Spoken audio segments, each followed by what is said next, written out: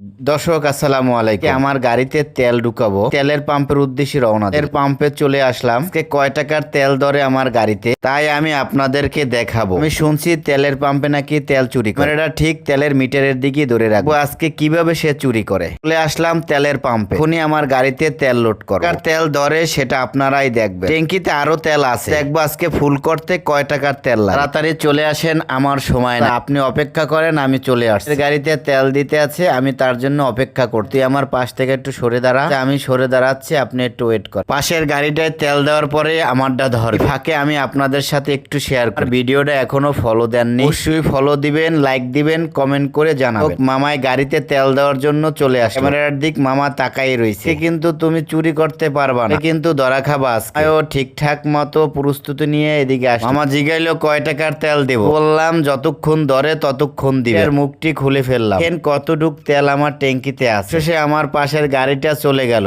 আমি মিটারের দিকে ক্যামেরাটা ধরে রাখলাম। কয় টাকার তেল দেয় সেটা